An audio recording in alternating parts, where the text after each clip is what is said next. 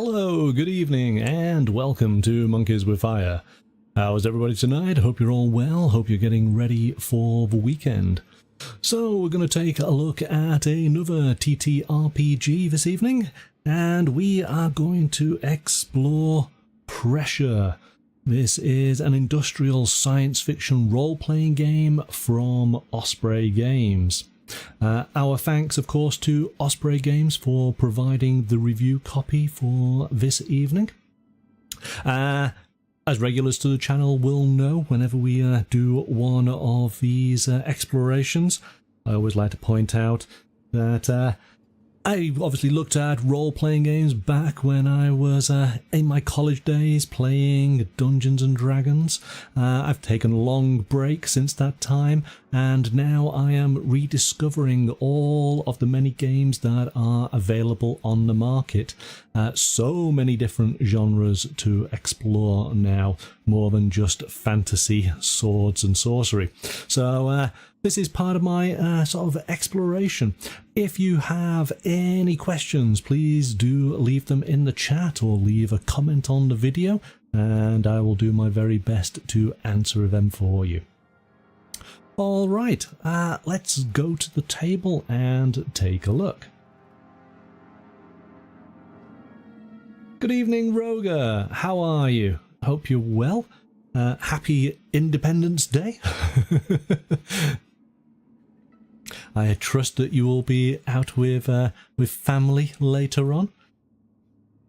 Maybe a bit of barbecue, maybe a couple of beers, a few beverages. All right, so let's take a look. If you caught this week's earlier stream, you will have seen that we took a look at Those Dark Places. So this is essentially the follow-up book, but it is a standalone game. You do not require Those Dark Places to play. Let's take a look on the back here and give you a little bit of an overview. So here we go. Investigate links to organized crime, neutralize rogue weapons research, negotiate with rebel leaders on orbital stations, and hunt down whatever that black-budget excavation team awoke out in the Pycron sector, all in a day's work. As highly skilled agents of special operations squads, it is your job to clean up after the corporations and to stand between humanity and the darkness at the heart of its fragile and claustrophobic existence, both on Earth and among the stars. The universe may be a dangerous and hostile place, and the hypercities and the deep black alike may hide powerful foes, but you have the tools, the training, and the resources to face these dangers. You hope. Pressure, industrial science fiction role-playing, is a rules-light, story-focused game of law, order, and survival in the dark and dangerous corners of the universe rife with corruption and dominated by corporate interests. An entirely standalone game, Pressure also develops and expands upon the mechanics and settings introduced in Those Dark Places role-playing game. So there we go. Enjoying your July 4th off work? Excellent, that's good. All right, let's jump on in. This is another, I believe, 128 page, yes, hard-backed book. The layout is very, very similar to what we saw in Those Dark Places.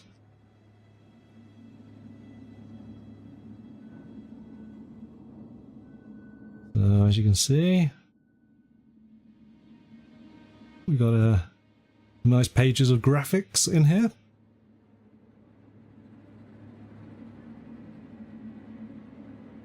And we'll just take a quick look at the credits. Designed by Jonathan Hicks and illustrated by Nathan J. Anderson. Okay, let's take a look. We have our contents. And we have a introduction. Again, we always get to see the cat, don't we? I of course think of Jonesy, because if you're not already familiar Pressure and those dark places take a lot of inspiration from the Alien movies. This industrial science fiction is very much the sci-fi movies of the 70s and early 80s. So the likes of Alien, Outland, Dark Star. And then, of course, that style has been found in recent video games, including Alien Isolation and Dead Space. The Dead Space trilogy was one of my favourites. It's this grim industrial kind of science fiction where space travel is common for most people, and of course there are a lot of blue-collar workers out there doing the hard shift. They just happen to work in outer space, much like the crew of the fated Nostromo in Alien.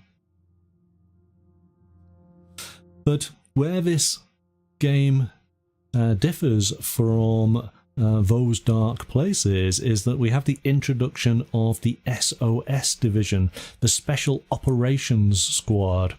And in a nutshell, these are colonial marines. That's the way I'm reading it. So this game is, again, it's standalone as is. If the first one was Alien, this is Aliens. We now have a little bit more focus on being able to protect ourselves and deal out some damage. But again, the rules light system allows players to pretty much be whatever kind of role they can imagine. That is what the game actually encourages, for you to think of what type of character you want to play before you even start adding any values to your character sheet. So you could be anything. You could be an investigator. You could be still a blue-collar worker who maybe just is a little bit more proficient with firearms and defending themselves. It's completely up to you as the player, and up to then, of course, the GM or the general monitor in this instance to work out how these characters come together within the story that is being told. So, of course, this is written in a style so that if you hadn't purchased those dark places, you can pretty much read through this and pick it up. Of course, if you have watched the video from Tuesday this week, you're going to find that a lot of this is actually quite familiar, just written in a slightly different way. It goes through a lot of questions that you can ask yourself as far as trying to get an idea of the kind of background that your character is going to have. What's their name? How old are they? What was their childhood like? Do they have a family? What do they aspire to be? What makes them happy or angry or sad? This is all background information to help you during your games sessions as far as the role playing. And then it talks about the rule book. And as we found with those dark places, the way that the rule book is written is as if it's an officer's briefing. So it is talking to the reader as if they are already their character. And you're going through a kind of mission pre-briefing or an interview. So it is a narrative form of text that you can read through. But of course, it is giving you all the rules that you need to be able to play the game. But as stated, this very much is a rules light system.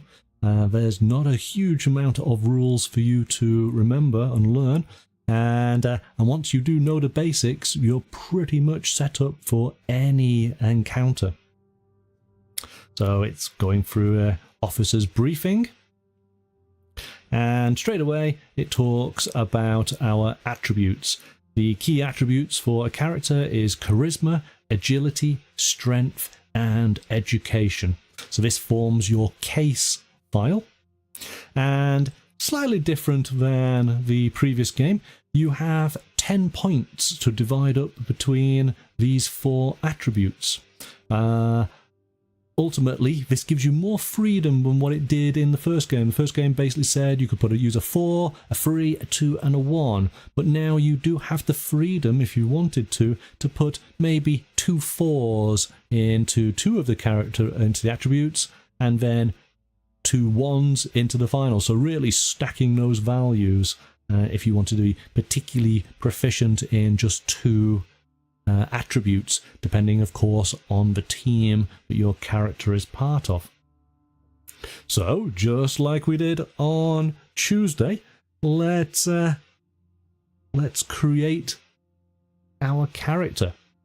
Roger, what type of character are we going to make this evening? Now, we did learn something, didn't we? We learned that our ability to handle pressure is based on our strength and education. So we might want to bear that in mind. We'll look at pressure as we go through the rulebook, but ultimately this is how you can handle stress. And of course, being out in the blackness of space and dealing with the things we're going to find, stress is part of the experience. So we might want to consider putting quite a few of our points into strength and education, just so we have a decent resistance. And what kind of character are we going to create? We created a mechanic last time. Are we doing something similar, or are we going to try something new? You will see from the character sheet that whereas in the first game a profession was a deciding factor, this game actually goes away with professions and actually gives us skills, even though we can roleplay a profession. So let's I think we're going to stack our strength and education just because it works out for a good example. I feel that we want to be reasonably educated.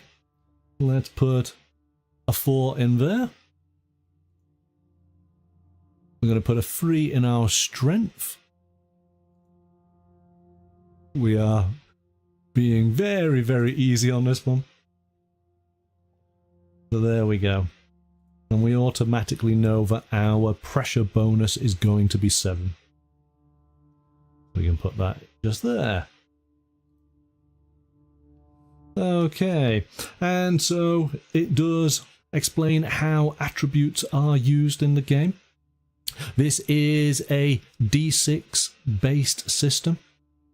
So essentially, whenever we have a task to roll against, we are trying to get a 7 or higher, 7 being a normal level of difficulty. But we will go into that 7 as a pass in a moment, because there's a little bit extra than it's just a success. So if you would roll a 6 or lower, it is a failure. 8 or more, it is a complete success. But in this game, 7 actually counts as a success, but a partial success. So let's see what we have. Well, let's bring across the dice tray, because I always like to roll some dice. You guys know that. What are we going to do this time? Maybe we are going to try and break into a computer system. So that being the case, we are going to use our education. So that's a 4. It's a +4 to whatever we roll on the dice. And ideally, we want an 8 or more in total. Let's see what we get. You can't see it, I rolled slightly off camera, but that was a 3. So with our education, that is a 7. Hey, let's explain what our level of success is going to be. So as I explained, a 6 would be a failure, an 8 would be a total success, but we've got 7, which means it's a partial success. And ultimately what this means is a partial success, a yes, but we have hacked into the computer system. But maybe it's triggered an alarm, and in a couple of rounds' time, some security officers are going to turn up at the terminal. So the player would know that they had a partial success, but it's up to the GM to decide, are they going to communicate it? Has there been some indicator on the screen to say there's a certain amount of time before security is going to turn up? Maybe the GM just keeps that information to themselves. And so there's always this slight foreboding for the player team as to, we know we triggered something, but we don't know when it's going to bite us in the ass. So I like that. I think that's a lot of fun. Let's go back, because I have jumped ahead slightly. So that is essentially how you use your attributes and rolling for any tests. But we do have skills. So this is an addition to this particular game. And basically there are 20 skills broken up by the 4 different attributes, as you can see on the character sheet. Some of them have an asterisk, and these are specialist skills that require special training. Okay. And basically what we get to do during character creation is we can add 3 points to invest in skills.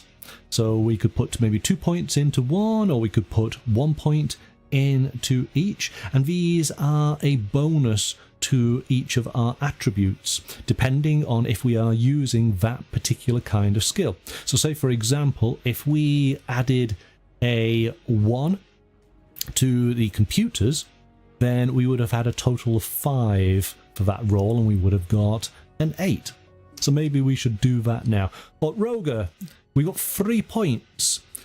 How do you fancy allocating these points? The maximum we can put is 2 into any one skill at this time. What would you like to do?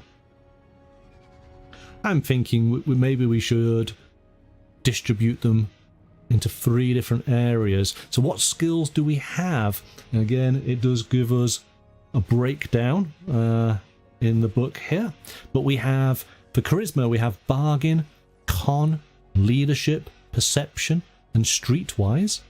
For agility, we have stealth, drive, pilot, ranged, and dodge.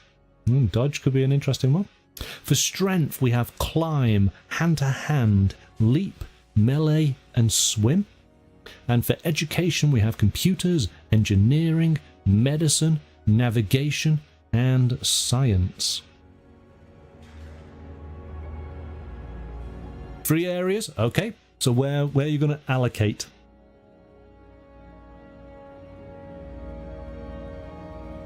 Now, as I pointed out, the asterisk refers to specialist skills, and a specialist skill cannot be used unless at least 1 point has been invested in it. Such skills require dedicated specialist training and cannot be used untrained. So you're saying dodge, melee, and engineering. Okay, engineering is one of those specialist skills.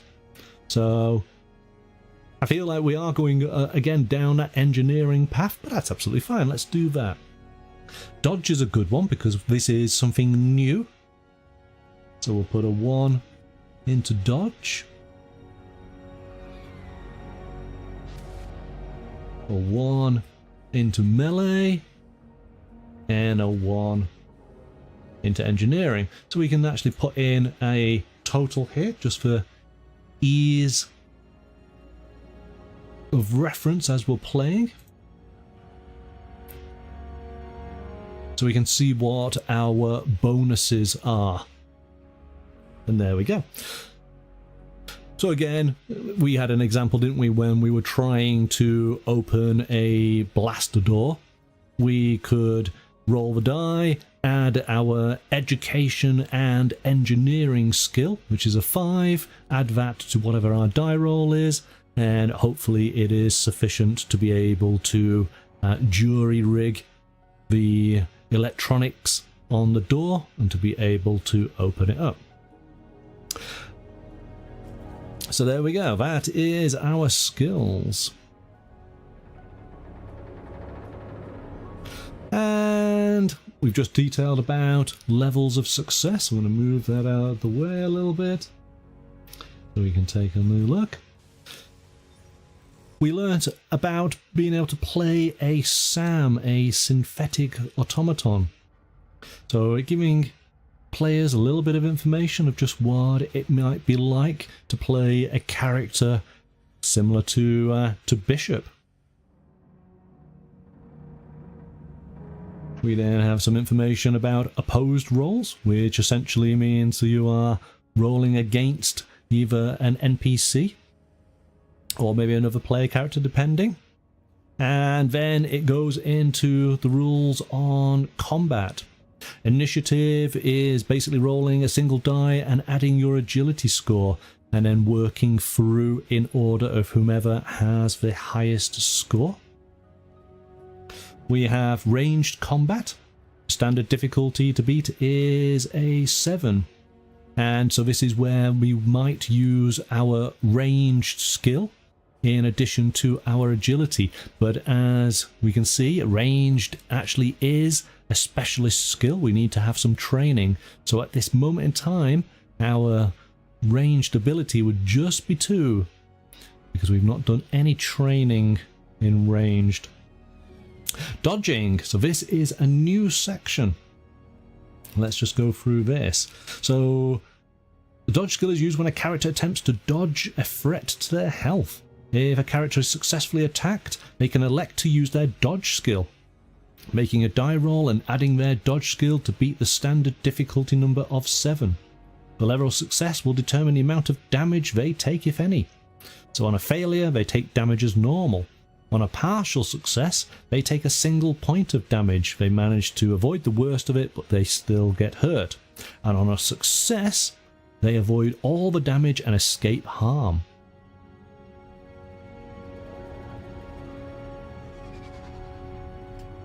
Hello, Lee. Welcome to the channel. I'm not familiar with the games that you're referring to there, so yes, I will certainly go and check them out. So all based off the same rules. Okay, I will take a look for sure. Are you familiar with Pressure and those Dark Places? Okay, let's continue. So damage. So how it works is damage is deducted from your strength score. Once your strength reaches 0, you're knocked unconscious.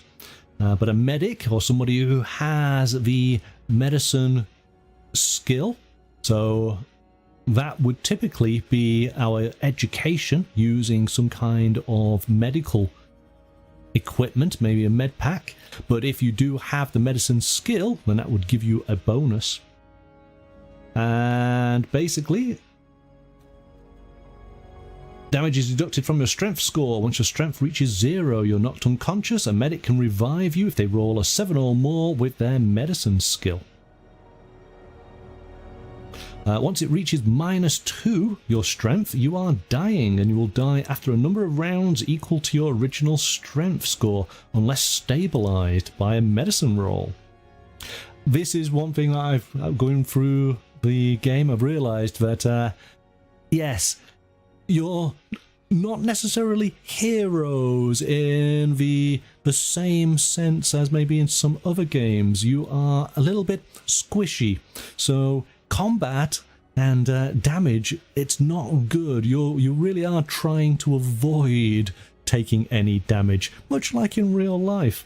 So you know, be prepared that your characters may or may not survive some of the events that you encounter.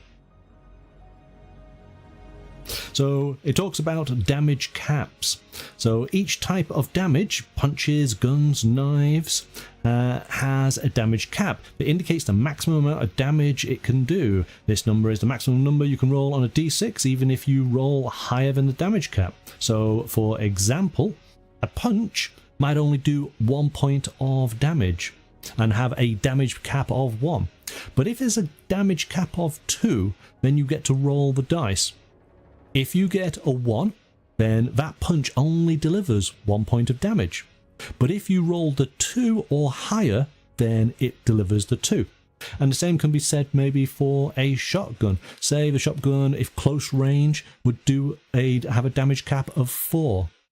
Then anything less than 4 is the value of damage you will take, but anything greater than 4, that is then of course the full amount of that 4 points of damage. Let's give that a go. Let's see, and we'll actually take a proper weapon because I've just made that up, but I think I'm pretty close. Shotgun, here we go. 5 at difficulty 6, 3 at difficulty 7. So again, it's depending on what our range is. So let's roll the die. Let's go for a difficulty 6. So it gives us 5 points. Typical. So our character would take the full amount of damage that the shotgun has just dealt out. That's not good at all.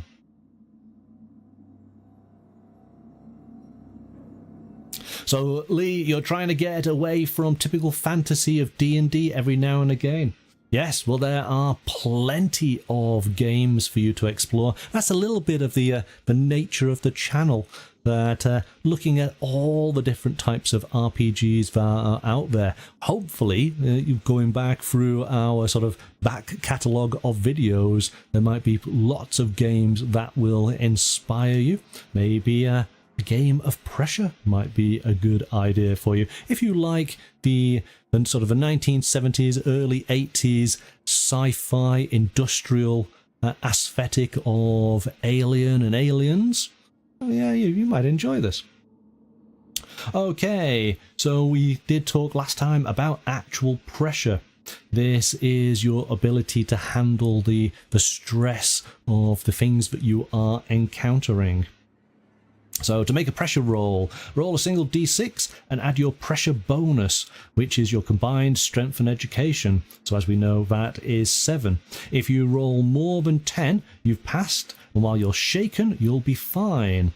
If you roll exactly 10, you are shocked, stunned into inaction. But if you roll 9 or less, you've been seriously affected and your pressure level goes up by 1. Let's see how we might do. And of course, pressure rolls can happen at any time because it is very intense. Maybe a pipe explodes for whatever reason at the side of the team's sort of head as they're going down a corridor, and this of course gives them a massive jump. And of course, it is a critical situation because now they've got to act quickly. But if they've already been spending their time trying to find some kind of alien creature going through the corridors, it's going to elevate their stress levels. So let's see what we've got. We need 10 or more on this dice just to make sure that we're okay. Oh my goodness, well, that is exactly 10. So we would be shocked. You cannot take any actions on your next turn. You can't move, shoot, talk, or even think straight. You're vulnerable for that entire round. Yeah, not good. Not good. Let's hope that there is no alien waiting for us. What will ultimately happen is that as you fail a pressure roll, you increase your pressure level, and you'll have to then roll. So a pressure level of 1 means you're in shock. Difficulty number for every roll you make, including pressure rolls, goes up by 1. Every time you fail a roll, it keeps on going up higher and higher. And this means that as you roll the d6, if you end up rolling equal to or lower than your pressure level, then you're going to have to roll on the episodes table. And there's a whole variety of different things that could happen, that the pressure has finally got to you. Maybe you're exhausted, your body suffers from severe fatigue, and you reduce your strength by 1. Remember, if your strength goes down to 0, you're effectively unconscious. Insane fear. You fly into terrified action, fighting whoever or whatever stands between you and as far away from the source of your stress as possible. Once away, you collapse and suffer the effects of a catatonic result. Fantastic. So, managing your pressure and dealing with it is obviously going to be quite important. And the thing is, to be able to lower your pressure level, you really just need to get out of the environment and have a reasonable amount of time in a very calm place. So once it starts building, it's very, very hard to get rid of it during the actual game session. It's kind of something that you get rid of mid-game, at the end of the game, in between sessions. So that's going to be fun. So, Lee, you watched the Into the Odd video, which was great. You loved the idea of survival sci-fi horror, much like the first Alien film or even Life. Yes, there you go. So imagine the movie Life and all the stressful environments that does, but then put it into that 1970s aesthetic. There are so many great films or books or video games that you could draw inspiration from and then have it in this setting. The setting is more about a bit more grimy, a bit more industrial. None of the shiny panels of Star Trek Federation starships. There's lots of valves and chains and, factory sort of setting in space, yeah? A bit more grime, a bit more grease, a bit more oil. Then you've kind of got the idea. The computers are those green screen CRT monitors where you can see each and every pixel, yes? That's the type of style that this game is in. So I like it. I like the here we go. We got some green screens there. Okay. We move on then to money and equipment. And because we are part of potentially this SOS team, we do start off with a standard Gauss pistol with a 16-round capacity. We might have a single-shot coil rifle. We have body armor. Body armor can help negate maybe some of the damage that we'll take. Original Star Wars aesthetic versus the prequels. Yeah, absolutely. That was the great thing about the original Star Wars films. Everything looked used, didn't it? We can earn some money, and of course, a little bit of the in the first game is we were sort of indentured as far as our working for the corporations. We had 25 years to pay off. Of course, space travel in this setting might take a year to get to our destination. 6 months work on an asteroid, a year and a half back. So we've already taken off 2.5 years worth of our allotted time, and hopefully we're able then to earn enough money from this to be able to retire if we survive, because space is dangerous. It's very, very dangerous. Think of it again, another thing that the narrative and description talked about. Think of oil rigs. It's that kind of life. Certainly for those who are working, these SOS teams, these are the Marines, so we're a little bit more prepared, but we are going into locations where ordinary workers are dealing with events beyond their control. But we'll touch on that in a bit. It's given us some details on vehicles. So this is one thing that pressure does over those dark places. It starts to fill in the world a little bit more. bringing in vehicles, bringing in starships, and going into a lot more detail on the starships. In fact, we're able to design and create our own kind of starships. We have here a combat cruiser, the DSCC Magellan. So of course I'm thinking of, oh gosh, what's the name of the ship in Alien? I know it is the Nostromo in, Nostromo is in Alien, but what is it for Aliens? What is it for Aliens? Leave it in the chat.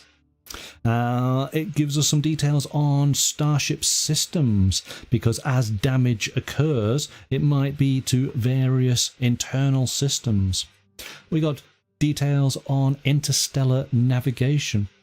Again, traveling from one side of the solar system to another is not going to be a case of instantaneous. We have hyperspace, long sleep travel, but no warp speed here.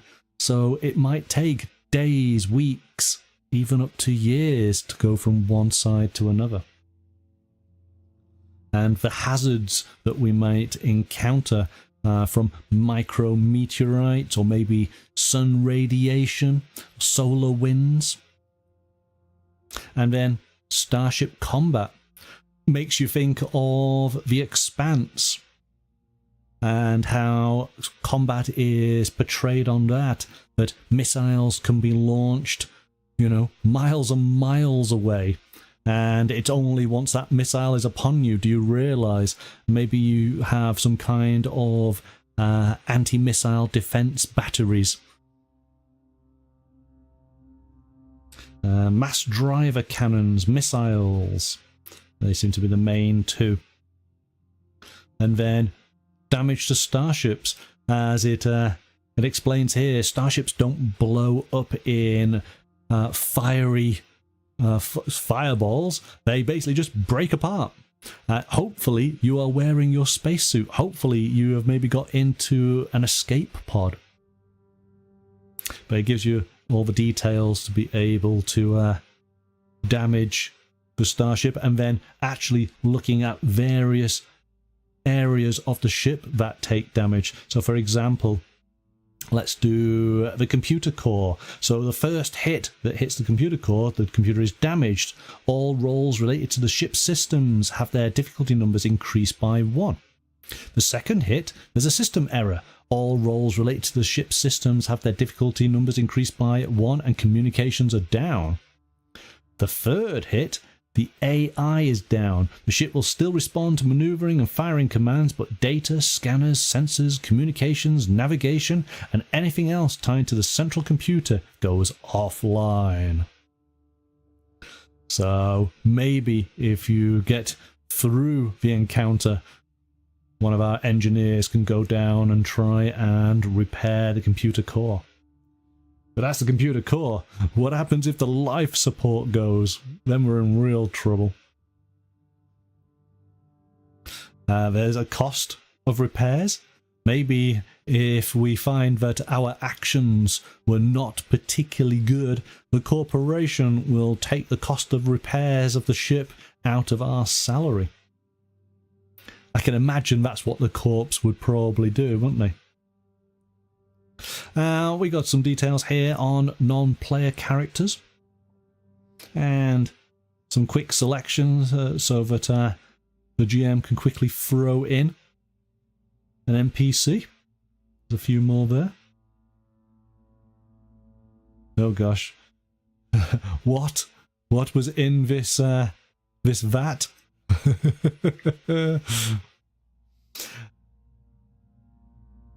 So giving us a little bit of some ideas. Going through the book, it's a lot of inspiration. It's giving you things to think about to be able to create your game. As we saw right at the beginning, the rules for actually rolling on any test are very, very easy. So the majority of the book is inspiration. It is trying to sort of get you into the mindset of what this world is like.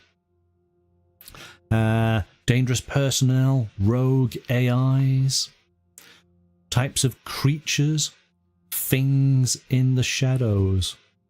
See, again, depending on the type of game, maybe you don't necessarily want an actual alien, because space, you could imagine that everybody is feeling a level of just normal stress all the time. It's dangerous, and maybe people will start to see things in the shadows.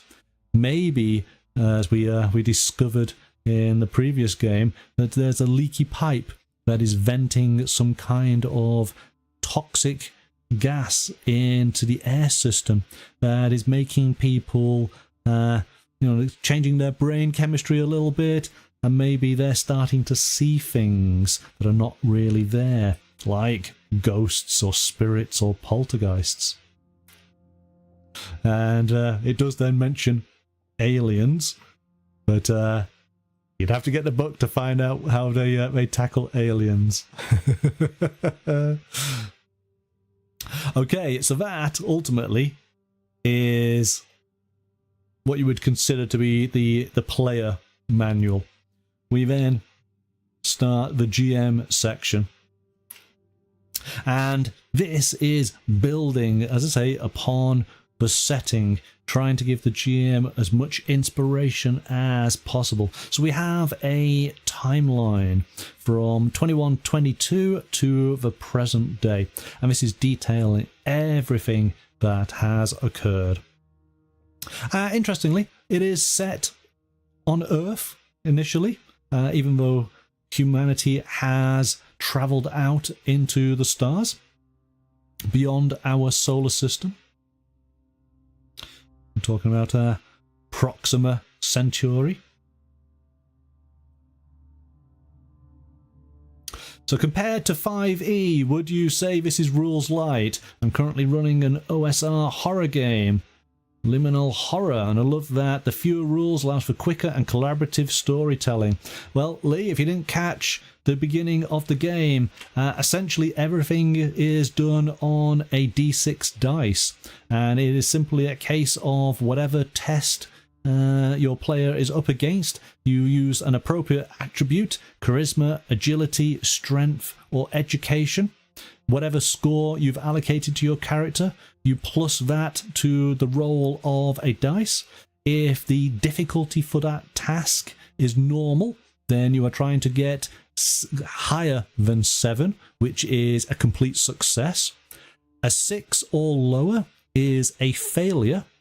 A 7 would be a success, but it's a partial success. In other words, you have succeeded, but there's something that's going to happen, and that's up to the GM. It might be an instantaneous sort of negative aspect, or maybe it's something that they hold on to and play later on during the course of the mission. We used an example of hacking a computer system, and a partial success means that you have been able to get the information out of the system you were looking for, but you did trip a security program, and it does mean that security are on their way. So is this rules light? Absolutely, yes. Present day is 2345.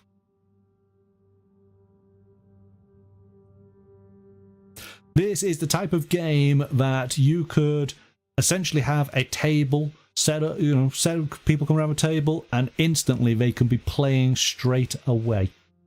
And the good thing about it is, depending on your gaming group, you could mention, have you seen Alien? Have you seen Aliens?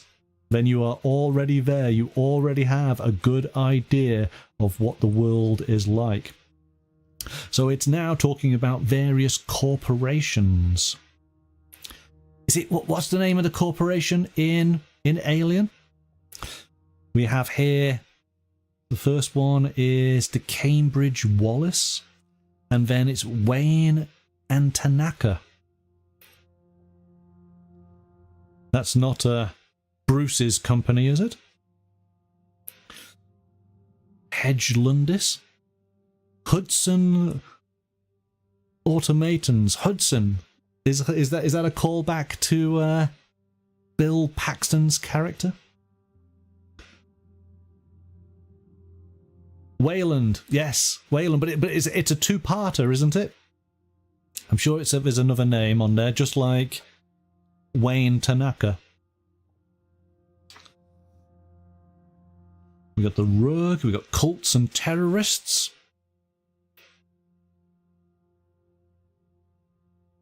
Same as Aliens versus Predator and Prometheus. Yeah, yes, of course, yes, because it's Bishop, isn't it? We're getting more and more details about the world, the universe that we're playing within. Details on Earth and hyper cities. Because, of course, we don't necessarily have to be playing on a space station or an asteroid or a spaceship. We could actually just be on Earth. What would Earth be like in this far future? Is maybe Earth of the far future a little bit Blade Runner-esque? Maybe we can combine the two together. Maybe Earth has become very much an industrial center. Maybe the entire planet is now covered by machines with belching smoke. Maybe we've got to the point where we're having to wear breathing apparatus because we've ruined the atmosphere. Maybe this is the idea. Maybe we've ruined Earth so much that we go off and do jobs in space to be able to earn enough to be able to retire on Europa. The great thing about this game is it just gives you those very light rules, gives you an idea of a setting, and then it's up to the GM to create whatever world, universe they want to play within. We have what's in Earth orbit. We got the moon, we got the solar system, talks about explored space. And pretty much that brings us to the end of the GM section. So again, it's all setting, it's all giving the GM and the players ideas of where this game is going to be taking place. But any sci-fi films can work as great inspiration. Now, I'm not going to go through this section here because this is an actual mission. And of course, for those who do get the book, we're going to keep that as a surprise for them. We don't want to ruin it. So there you go. That is basically Pressure from Osprey Games. Now, as you've seen on this, with it being incredibly rules light, there are some great supplementary books out there that would work wonders with this, and in fact this is something that we're going to take a look at on Tuesday next week. So we are going to be taking a look at Roll and Play Sci-Fi from Roll and Play Press. These are two books. One is a character toolkit, the other is a games master toolkit, and basically these are books full of tables for you to roll on. Tables of all different kinds, suitable for the sci-fi genre. So I want you to keep what we've done with Pressure and those dark places in mind, and then we're going to go and spend an entire session of just rolling stuff up. Let's see how we can flesh things out for a possible game in either of these game systems. So that is what we're going to be doing on Tuesday next week. Lee, you've got a theme in mind to have my players working on a transport or mining vessel. They're sent to mine an asteroid to mine it, expecting it to be uninhabited, only to find wreckage. What could be in the wreckage? Maybe, Lee, what we can do is we can find a table in Roll and Play Sci-Fi and find out what is in that wreckage. There you go. Rogue is saying we like tables. We do, don't we? We do like tables. So I think this is going to be the perfect accompaniment for these particular games. All right, so that is what we're going to be doing on Tuesday next week from 7 o'clock. Again, our thanks to Osprey Games for providing tonight's copy of Pressure, and of course for those dark places. I've enjoyed looking through those, and I hope that you guys have as well, and hopefully it's inspired a little bit of what you might play on your a new game. Oh, Lee, you're saying you're loving that. Excellent. Okay, well, hopefully we'll see you on Tuesday, and let's see what we get. And of course, you guys, if you've got some dice handy, you know, have them ready. I think you'll probably need a complete range because the tables do deal with most dice. So have them ready. We can roll up and we can see what we get. We can have a lot of fun just exploring all of these tables. Okay then, there we go, guys. Thank you so much for your company. For those in the US, I hope that you are having a good holiday today. Enjoy beer and barbecue, and have a fantastic weekend, and look forward to seeing you next week. But until then, bye for now.